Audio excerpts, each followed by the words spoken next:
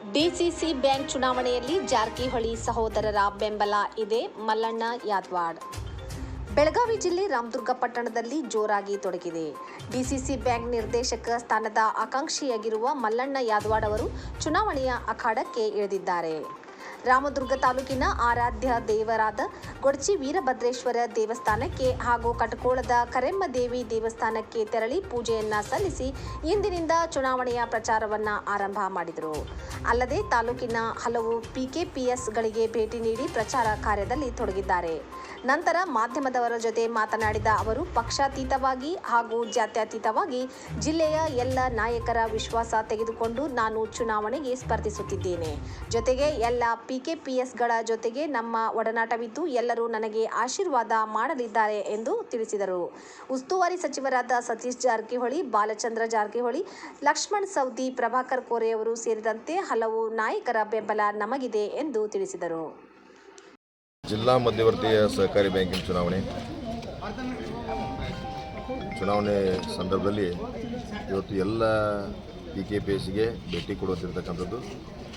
ಜೊತೆಗೆ ಬರ್ತಿರ್ತಕ್ಕಂಥ ದಿನಮಾನಗಳಲ್ಲಿ ಪಕ್ಷಾತೀತವಾಗಿ ಮತ್ತು ಜಾತ್ಯತೀತವಾಗಿ ಇವತ್ತು ಬೆಳಗಾವಿ ಜಿಲ್ಲಾ ಮಧ್ಯವರ್ತಿ ಸಹಕಾರಿ ಬ್ಯಾಂಕಿಗೆ ನಿರ್ದೇಶಕನಾಗಲು ನಾನು ಬಯಸಿದ್ದೇನೆ.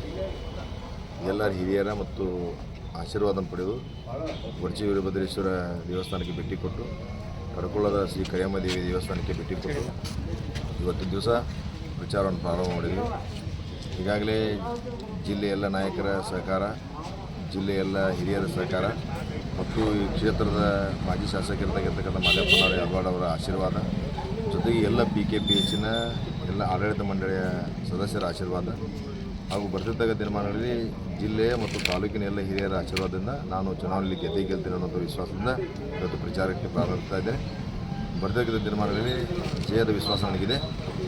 ಇದರಲ್ಲಿ ಯಾವುದೇ ತೊಂದರೆ ಆಗುವುದಿಲ್ಲ. ಅದಕ್ಕೆ ನಮ್ಮ ಮಾಧ್ಯಮದ ಮುಖಾಂತರ, ಪ್ರಿಂಟ್ ಮೀಡಿಯಾ ಆಗಿರ್ಬೋದು, ಇದು ಕ್ರಿಯೇಟರ್ ಮೀಡಿಯಾ ಆಗಿರ್ಬೋದು, ನಿಮ್ಮ ಮುಖಾಂತರ ನಾನು ಇವತ್ತಿನ ದಿವಸ ಚುನಾವಣಾ ಪ್ರಚಾರ ಇವತ್ತಿಂದ ಪ್ರಾರಂಭ ಮಾಡಿದೆ. ಬರ್ತಕ್ಕಂಥ ದಿನಮಾನಗಳಲ್ಲಿ ಎಲ್ಲ ಪಿಕೆಪಿಎಸ್ಸಿಗೆ ಹೋಗಿ ಅವರ ಆಶೀರ್ವಾದ ತೆಗೆದುಕೊಂಡು 19ನೇ ತಾರೀಕಿಗೆ ಜರುಗಿರ್ತಕ್ಕಂಥ ಚುನಾವಣೆಯಲ್ಲಿ ರಾಮದುರ್ಗದಿಂದ ನಾನು ಸದಸ್ಯನಾಗಲು 100% 100% ಆಶೀರ್ವಾದ ಮಾಡ್ತಾರೆ ಅನ್ನೋ ವಿಶ್ವಾಸ. ಇವತ್ತು ಮೊದಲಿಗೆ ಗೊಡಚಿ ವೀರಭದ್ರೇಶ್ವರ ದೇವಸ್ಥಾನದಿಂದ ಪ್ರಾರಂಭ ಮಾಡಿ ಎರಡನೇದು ಕರೆಮ್ಮ ದೇವಿಯ ಆಶೀರ್ವಾದ ಪಡೆದು ಕಡ್ಕೋಳ ನಂತರ ಸಿದ್ದಾಳ ನಂತರ ಚಂದ್ರಗಿಂದ ಹಿರೇಕೊಪ್ಪ ಮುಗಿಸ್ಕೊಂಡು ಕುನ್ನಾಳ, ಇಷ್ಟು ಪಿಕೆಪಿಎಸ್ಗೆ ವಿಸಿಟನ್ನು ಮಾಡಿ ಮತ್ತು ಅಲ್ಲಿ ಅವರ ಆಶೀರ್ವಾದ ಪಡಿತಾ ಇದೆ.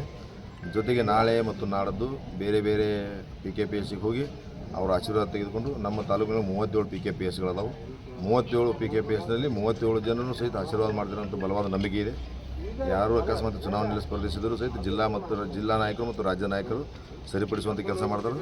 ನನ್ನ ಮೇಲೆ ಹೆಚ್ಚಿನ ಜವಾಬ್ದಾರಿ ಇರೋದ್ರಿಂದ ಮತ್ತು ಯಾವುದೇ ಥರದ ಇವತ್ತಿನವರೆಗೂ ರಾಜಕಾರಣದಲ್ಲಿ ಕಪ್ಪು ಚುಕ್ಕಿ ಇರಲಾರ್ದಂಥ ಒಬ್ಬ ವ್ಯಕ್ತಿಯಾಗಿ ಇವತ್ತು ಹೊರಹೊಮ್ಮಿದ್ದೀನಿ. ಮತ್ತು ಕೋಆಪರೇಟಿವ್ ಸೆಕ್ಟರ್ದೊಳಗೆ ಅಂದರೆ ಪ್ರಾಥಮಿಕ ಕೃಷಿ ಪತ್ತಿನ ಸಹಕಾರಿ ಕ್ಷೇತ್ರದೊಳಗೆ ಹೆಚ್ಚು ಕೆಲಸ ಮಾಡಬೇಕು ಅನ್ನೋ ವಿಶ್ವಾಸವನ್ನು ಹೊಂದಿದ್ದೀನಿ. ಅದಕ್ಕೆಲ್ಲರ ಹಿರಿಯರ ಆಶೀರ್ವಾದ ಇದೆ. ಜಿಲ್ಲಾ ಉಸ್ತುವಾರಿ ಮಂತ್ರಿ ಇರ್ಬೋದು, ಪ್ರಭಾಕರ್ ಕೋರೆ ಸಾಹೇಬ್ ಇರ್ಬೋದು, ಮತ್ತು ಲಕ್ಷ್ಮಣ್ ಸವದಿ ಇರ್ಬೋದು, ಬಾಲಚಂದ್ರನ ಜಾರಕಿಹೊಳಿ ಇರ್ಬೋದು, ಹಾಗೂ ಬೇರೆ ಎಲ್ಲ ನಾಯಕರು ಸಹಿತ ಆಶೀರ್ವಾದ ನನ್ನ ಮೇಲೆ ಇರೋದ್ರಿಂದ ಇವತ್ತು ಜಿಲ್ಲೆಯ ಕೋಆಪರೇಟಿವ್ದೊಳಗೆ ಬಾಲಚಂದ್ರನ ಜಾರಕಿಹೊಳಿ ಜವಾಬ್ದಾರಿಯನ್ನು ತೆಗೆದುಕೊಂಡರು ಮತ್ತು ಹಿಂದಿನ ಅಧ್ಯಕ್ಷರು ಮತ್ತು ಕತ್ತಿಯವರು ಸಹಿತ ಇವತ್ತಿನ ದಿವಸ ಬರ್ತಕ್ಕಂಥ ದಿನಮಾನ ಎಲ್ಲರೂ ಸೇರಿಕೊಂಡು, ಅಂದರೆ ಅವರಿವರು ಅಂತ ಹೆಸರಿಗೆ ಎಲ್ಲರನ್ನೂ ಹೇಳೋಕ್ಕಾಗೋದಿಲ್ಲ, ಎಲ್ಲರೂ ಸೇರಿಕೊಂಡು ನನ್ನ ಮೇಲೆ ಆಶೀರ್ವಾದ ಮಾಡ್ತಾರೆ ಅನ್ನೋಂಥ ಬಲವಾದ ನಂಬಿಕೆ ಇದೆ. ಆ ನಿಟ್ಟಿನಲ್ಲಿ ಅವರ ವಿಶ್ವಾಸವನ್ನು ತೆಗೆದುಕೊಳ್ತೀನಿ ಮತ್ತು ವಿಶ್ವಾಸದ ಜೊತೆಗೆ ಅವ್ರ ಜೊತೆ ಕೆಲಸ ಮಾಡ್ತೀನಿ. ಆ ನಿಟ್ಟಿನೊಳಗೆ ನಾನು ಇವತ್ತಿನ ದಿವಸ ರಾಮದುರ್ಗದ ಅಭ್ಯರ್ಥಿಯಾಗಿ ನಾನು ಗೆಲ್ಲುವಂಥ ವಿಶ್ವಾಸ ಮತ್ತು 100% ಗೆಲ್ತೀನಿ ಅನ್ನೋಂಥ ವಿಶ್ವಾಸ ನನ್ನ ಮೇಲೆ.